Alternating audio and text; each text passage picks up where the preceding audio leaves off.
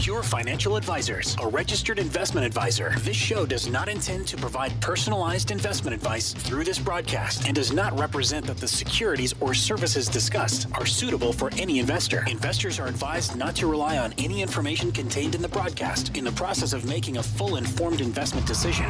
This is Your Money, Your Wealth on Talk Radio 760 KFMB. Now, here's Joe Anderson and Big Al Clopine. Hey, hello. What are we doing here? We do a show? We are doing a show. Awesome. My name's Joe Anderson, certified financial planner. I am with Alan Clopine, Big Al, we call him. We got a show lined up for you today. There's not too much in the news, so it took us a while to come up with some content for you. Almost nothing this week happened of significance, right? For those of you that just woke up from a long nap. Yes, we have a new president, Donald Trump.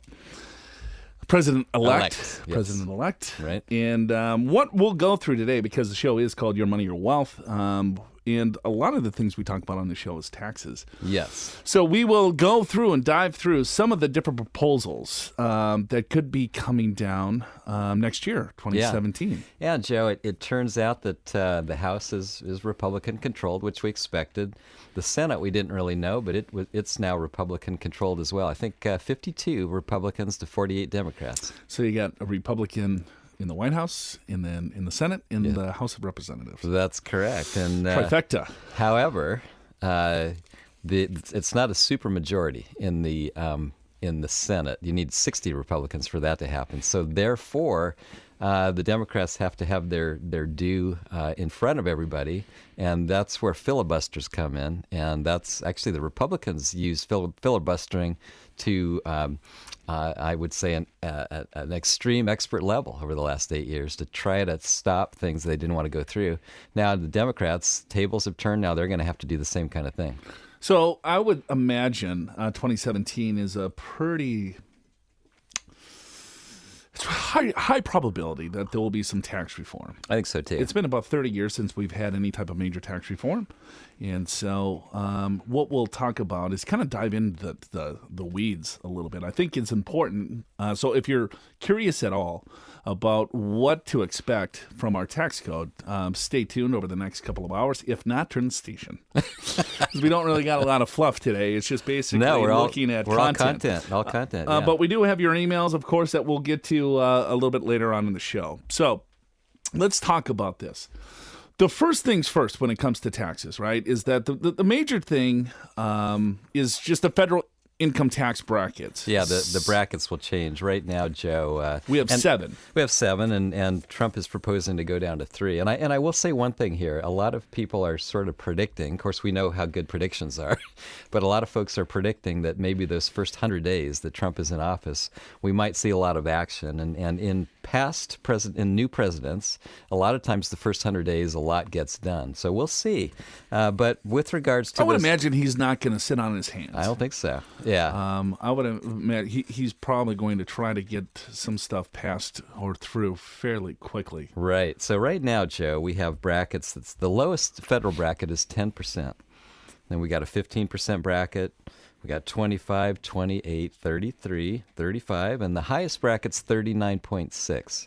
And in fact, in some cases, people pay more than that because we know that there's a Medicare surtax, a net investment income tax, if you will, of 3.8% on dividends, interest, capital gains, rental income, passive type income, unearned income is what they call it.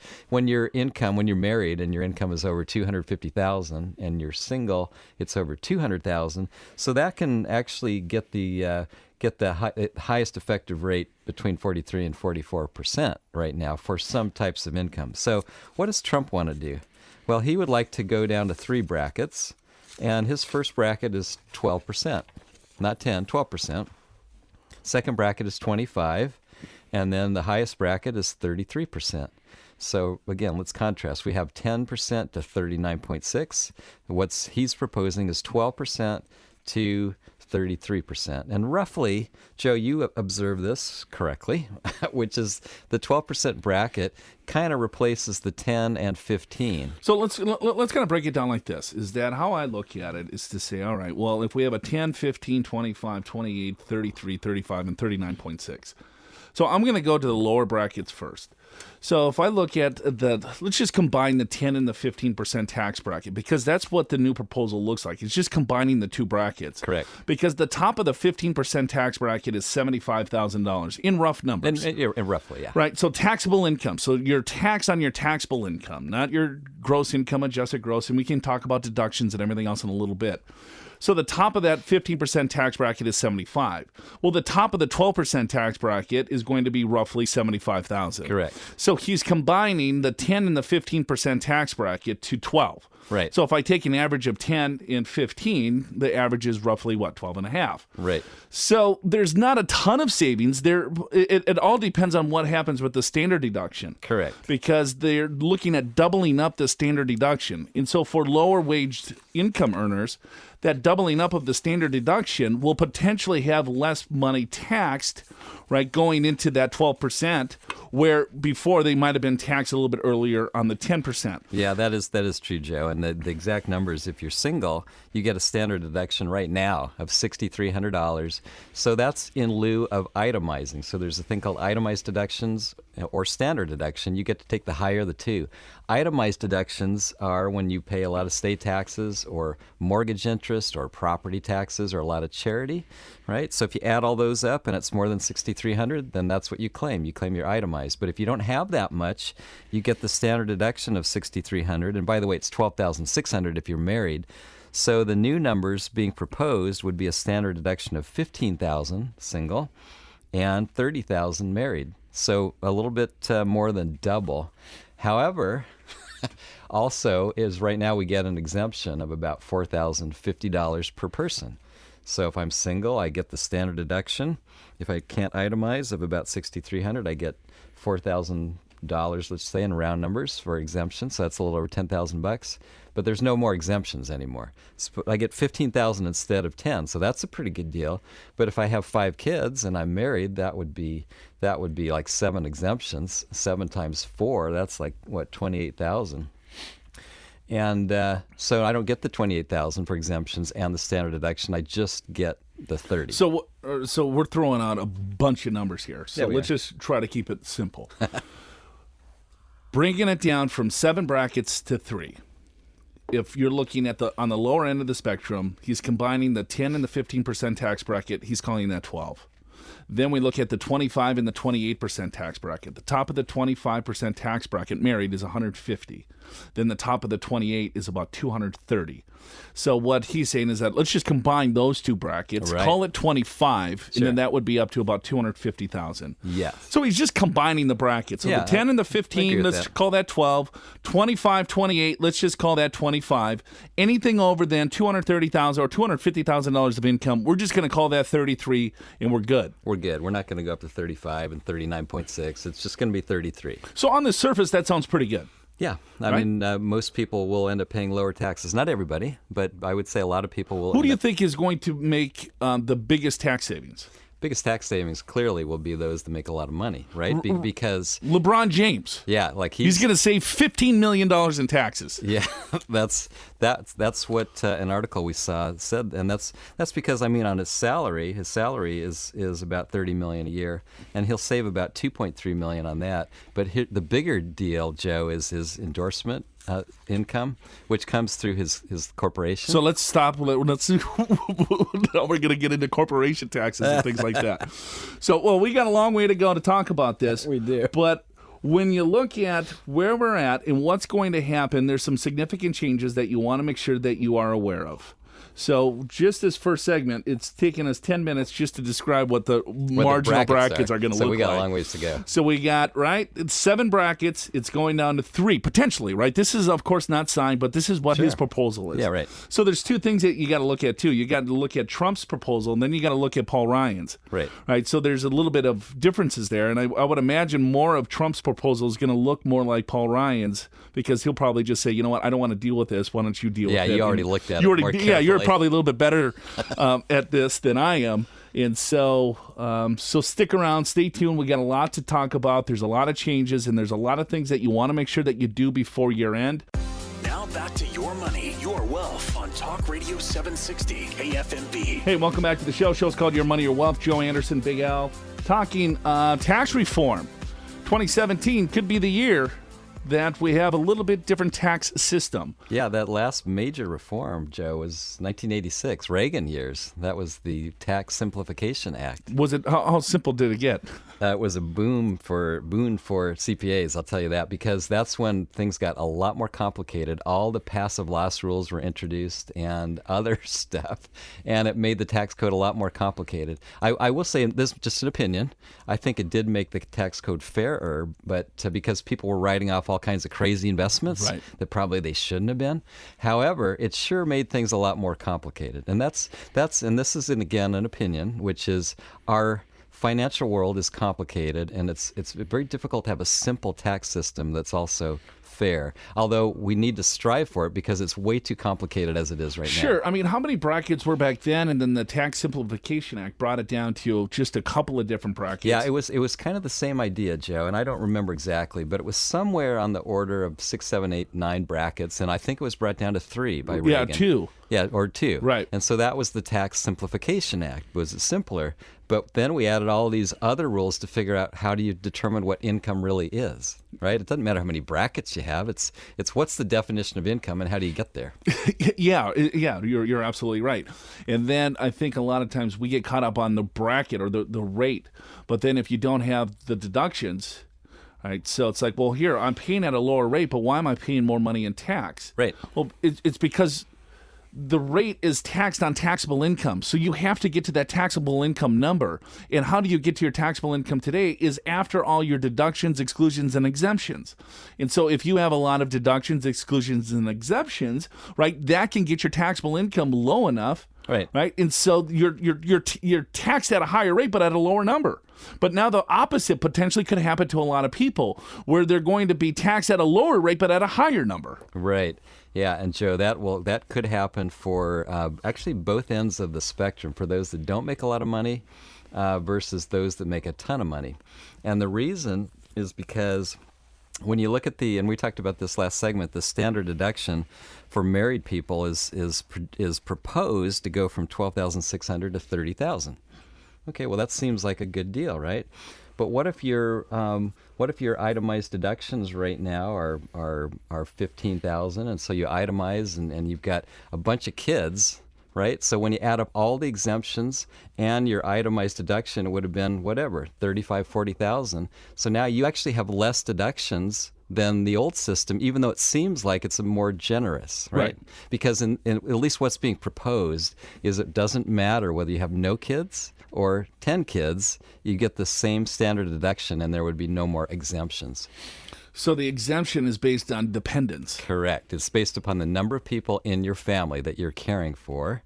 And the standard deduction as we know it right now is a substitute for free deductions that you get because you didn't have enough to itemize. So the concept is to merge those together and give us a bigger number for standard deduction, which sounds good, but without exemptions, it could hurt those that have lots of kids, the families. So it's looking at, all right, well, do you need to accelerate income or do you need to take income this year? Right. Is key. Because this change could happen next year. I would imagine next year is...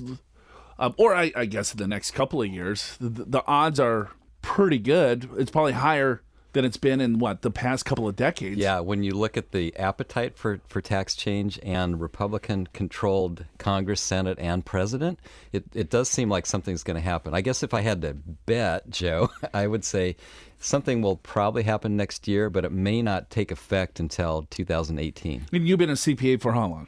For over 30 years. So it's pretty credible. Yeah, well. You've seen a lot of things come through. And every time there has been a major tax or even a minor tax change, it's always at the end of the year with one exception.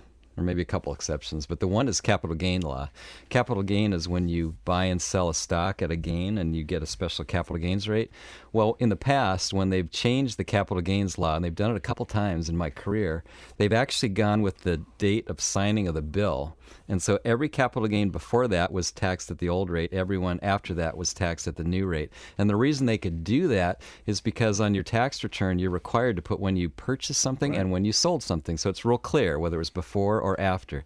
Now, when it comes to salary and interest and dividends, it's very unclear when you earned it because you just get one number at year end. Yeah, your W-2. So there's no way to really do that. Although I will say in California, they actually did a retroactive tax increase. That was the only one time I've ever seen. I've never seen the federal government do What was that, 12? 2012. Yeah. Yeah. And so, all right, let's get into capital gains. Right now, I guess depends on, if you follow what Trump is saying, capital gains is not going to change except for the net investment income tax on top of capital gains. I guess that's two separate taxes. Right. But the net investment income tax is kind of an addition, is how I look at to capital gains, because the net investment income tax is not taxed on ordinary income. Yeah, that's true, Joe. And so the capital gains rate, the interesting thing is, and this is still true in current law, as well as what's proposed by Trump, is as a married couple, the first $75,000 of taxable income, capital gains are taxed at zero. There's no tax. They're actually tax-free. And I would say the majority of people that we talk to don't even realize that. They're retired, they have low income, and they're not selling their long-term stock positions because they're afraid to pay the tax. And the truth is, they could actually create, up as a married couple, up to $75,000 of taxable income, and all those capital gains would actually be tax-free. Then you look at after that 25 or up to the 25% tax bracket to the 39.6 bracket, you're at 15%, and then it's at 20. And basically, the new capital gains law on Trump's side is the same. If you look at, there's Paul Ryan's, it's a little bit different. Right. So it's 6.5%, then it goes to 12.5 to 16.5. Those are the three different thresholds. Three different levels, depending upon your holding period. You got it. Yeah, exactly. One difference, though, with Trump, I would say, is the 20% rate would kick in at the highest bracket, which he's projecting at, or 30. he's proposing it at $225,000 of taxable income. And right now, for a married couple, that highest rate doesn't happen until about $460,000 of taxable income. So that would actually be a slight increase. So again, it's figuring out, all right, well, where are you at now? Where do you think you're going to be? Right? What are your deductions going to look like? And then for those of you that give a lot of charity, right? So they're going to limit the amount of standard deduction. $100,000 if you are single, $200,000 if you're married. Right. And a lot of you are thinking, well, that doesn't apply to me. That's a huge number. Well, not necessarily. I mean, depends on how big of a mortgage that you have. Right. Depends on if you have a lot of medical expenses. Yeah. Depends on how much you give to charity. Right. There's a lot of people that give 20, 30% of their income to charity. Right. Well, if you make $100,000, that could be $20,000, $30,000 there. You have a fairly large mortgage. We do live in Southern California here. If you're listening on the podcast, well, your mortgages might be a little bit different, but that could be another $30,000, $40,000. You have some medical expenses, miscellaneous expenses. I mean, that stuff adds up fairly quickly. Yeah, Joe, and if you have any extraordinary event like stock options or something like that, it puts you in a higher bracket. You pay more state taxes. There's lots of ways, actually, that you can get over these numbers to where you're limiting your deductions. And boy, right now is such a key time, I think, to be thinking about year-end tax planning, because tax law may change. It may change next year or may change the year after. And there's laws as we know them today, and there are going to be certain strategies that you want to consider today. And as far as a tax planning strategy, you always have to implement them by December 31st. So we don't have a lot of time here. But to me, I guess the most important consideration is that to realize that you do have some control over your taxes, because there are strategies that are available today and will be available tomorrow, whatever the proposals, whatever actually comes into being law. But once you know what those laws are, you can put yourself in a better position for the rest of your life to pay less taxes, and not only this year, but in future years. We have a brand new forward-looking tax-efficient strategy that we have put together. Actually, we've updated, I should say, now with the Trump president-elect, and what the changes may be and how that could impact you. Find out how you can legally pay fewer taxes than ever before. This is with our new updated tax reduction analysis. And in the analysis, we'll take a look at your situation. We'll figure out what strategies are going to make the most sense for you, particularly with a focus on what needs to be done between now and year end, because we've only got just a few weeks to do it. This is Your Money, Your Wealth on Talk Radio 760 KFMB. Hey, welcome back to the program. Show's called Your Money, Your Wealth. Joe Anderson here, certified financial planner, alongside Big Al Clopine. talking about maybe some potential tax law changes and what you should be taking a look at now to put yourself in the absolute best possible position to pay the least amount of tax that you're legally obligated to.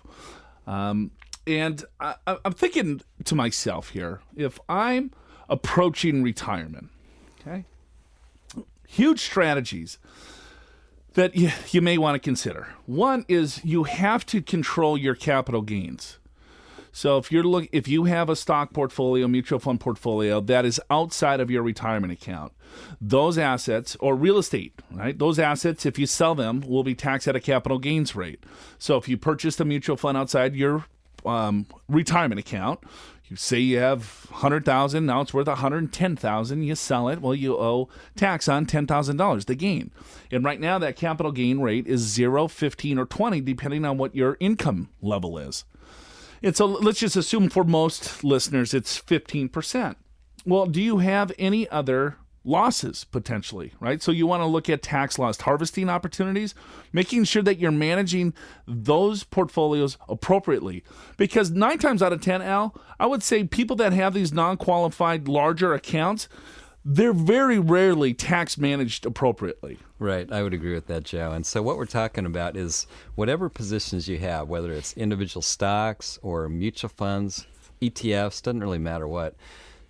Stocks and mutual funds have a tendency to go up, but they also have a tendency to go down at different times during different market cycles, or even just during different blips in the market, if you will. And so what we're suggesting is that you pay attention to your portfolio, and when you have a position that goes down in value less than what you paid for it, well, there's an opportunity there actually to sell it at a loss, and I want you to buy a similar investment so you're still in the market. I'm not telling you to lock in your loss and go to cash. I'm saying buy a similar investment. You can't buy the same one. You'd have to wait 31 days to buy the same one. That's the wash sale rules. But when you buy a stock mutual fund, let's say at $100 and now it's worth $70, for example, well, if you sell it, you have a $30 loss, and that loss you can use against any other future capital gain, whether it's this year or future years. If you have more losses than you can actually utilize this year, you can carry it forward for the rest of your life. It never expires. And so if you're paying attention, even though your stock, maybe you bought it $100 and by the time the year was over, now it's worth $110, but in the middle of the year it went down to $70, you could actually sell it, have that loss of $30, buy something similar. So you still got your $110, but you got a $30 loss that is available against other capital gains. Right. And so when you're looking at trying to create income in retirement, those losses will offset any future gains, and potentially you could then draw from that account and not necessarily pay any tax. Yeah, boy, that's a great way to create tax-free income in retirement, is to net your losses with your capital gain income, and then you don't pay any tax on that. And so if I'm looking at this, let's just say the assumption that everything that they're proposing comes true, which is highly unlikely, but let's just say it does. Right. So now when most of retirees, depending on, of course, their income levels, they might pay off their mortgage, right? And so they don't necessarily have a lot on the Schedule A, so they might be taking the standard deduction. Sure. And if that standard deduction doubles up, they might not, probably in most cases, they don't have any dependents, so they don't have a lot of exemptions, just, the spouse and themselves. Right. So if I have a little bit larger standard deduction, okay, that I can get money out of, let's say, of a retirement account tax-free, and then I have the 12% tax bracket versus the 10 and the 15 all the way up to $75,000, right? If I think about looking into the future, Roth conversions to me make a ton of sense, because then if I'm looking at where I'm going to be and where I'm at now and how much money that I have in a retirement account. And most people are saying, well, if the tax rates go lower, why on earth would I do this strategy? Because you're not looking longer term, right? Because if I have money in a tax-free position now, right, I can then control my brackets even more. And if the brackets shift a little bit, or we can get rid of the 28% tax bracket, right? Now we're talking about having significant income and potentially pay even fewer taxes, right? But there's no way that you can do that if you don't have assets in other pools. Most of people's assets for retirement is in their retirement account, their 401ks, IRAs, and the like. All of those are going to be taxed at ordinary income rates. So depending on how much money that you want to spend is going to determine what your strategy looks like pre-retirement. But if you could start looking at this longer term and build up a tax-free position to have those dollars come out, and then you could stay in the 12% bracket. Yeah, that's absolutely true. And I think a lot of people don't really sort of look forward well enough. I mean, in other words, they think they're let's say they're about ready to retire. And just a simple example, they make $100,000 a year, and they're putting $20,000 a year into their 401k or 403b, doesn't matter. So they're taxed on $80,000, and they're living on $80,000. Okay, so they're saving $20,000 a year into this 401k. Plus, maybe they work with a company that has a pension plan, or maybe they work with a government that has a pension plan. So, all right, so now you got, when you retire, you were making $120,000 going into your 401k. You retire at age 54 or 64, whatever, and your pension is, call it $50,000. Okay, so that's lower, right? You were paying tax on 80, now you're paying tax on 50. But what happens at 70 and a half? Right? Maybe that's when you collect your Social Security. Well, that's another $30,000. So now you're back to $80,000. Well, also 70 and a half is your required minimum distribution. You got $1 million in your 401k, 403b. You got to take out close to $40,000. So now your income is at 140, right? Or 120. When you used to be paying taxes at 80. So it seems ridiculous, but we see this over and over again, Joe. People end up in higher tax brackets in retirement than even working. And so you can do Roth conversions while you're working, but if you retire before your Social Security and before your required distribution, your income is probably going to be the lowest it will ever be. That's absolutely the best time to stuff a lot of money into a Roth IRA. Well, you just have to look at it year by year. Some years are going to be a little bit larger. Some years it's going to be a little bit lower. But I think the point is that you're going to have control over your money, right? Or control over the taxes that you pay on your money, because you have different areas where you can pull from. Right? If I have a pension, it's taxed at ordinary income. If I have Social Security, well, 85% of that is taxed at ordinary income. And then if I have money in my 401k, that's taxed at ordinary income. Well, if I have money in a Roth, well, that's tax-free. If I have money in a brokerage account, that potentially could be tax-free. Right? Then I'm looking at, all right, now I have different options on how to pull my income to now control my brackets at such a lower rate. And if these rates change a little bit, that's even going to give you even more control to save even more money in taxes long term. I mean, I think it's a huge opportunity for most people if they look at it with more of a magnifying glass, I guess, than kind of up in an airplane. Well, true, Joe, and so we're talking Roth conversions at the moment, and that, like almost everything else we're going to be talking about today, needs to be done by December 31st. That's why we're focusing on year-end tax planning right now, because there really is a lot you can do to put yourself in a much better position. Now back to Your Money, Your Wealth on Talk Radio 760 KFMB. Hey, welcome back to the show. Show's called Your Money, Your Wealth. Joe Anderson here, certified financial planner, Big Al Clopine, hanging out, talking taxes. Get fired up. Doesn't get any better than this. Taxes on a Saturday. All right. So, let's talk corporate now. All right. Let's just fall asleep. I'll go quickly. So, Joe, the highest corporate rate for C corporations is now 35%. And the proposal by the Trump administration is to move that down to 15%, right? So from 35 to 15%. And it's not only that, that same tax rate would apply to flow-through companies like an S-Corp or LLC. So your profits that flow through to you would be taxed at a 15% rate rather than your ordinary income tax rate, which is, we touched briefly on LeBron James saving maybe $15 million if all these proposals go through per year in taxes. A big part of that is because a lot of his income is earned through his company for endorsements that would all of a sudden be taxed at 15% instead of right now 39.6%. So it'd be a pretty big difference in corporate rates. So let's say if you're a small business owner, a lot of small business owners listen to the show. So if I have, let's say I set up an S-Corp. Right. Okay.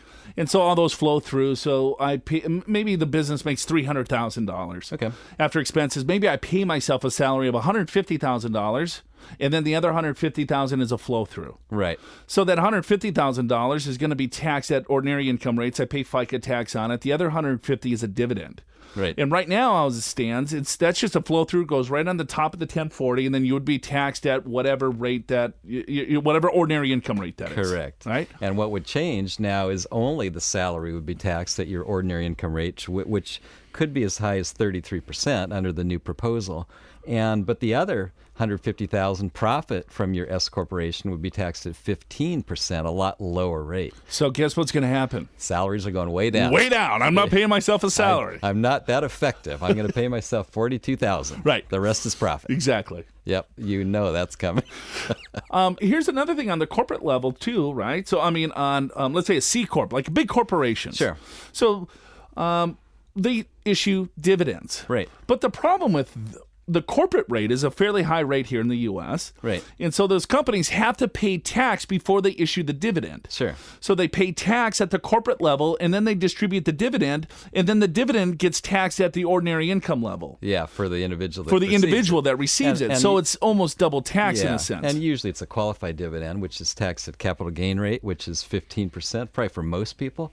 But think about this. If the corporation is paying 35% tax, and then you get a dividend, you're paying another 15% on top of that, that's actually a 50% rate, and that's before any state taxes as well. Right. And then if you put the net investment income tax on top of that, another 3.8. Exactly. So, and in California, I mean, that could be as high as 13.3%, right? And it's actually worse than that because you got the corporate state rate, which is 8.8%, and then you got the individual rate, which is 13.3%.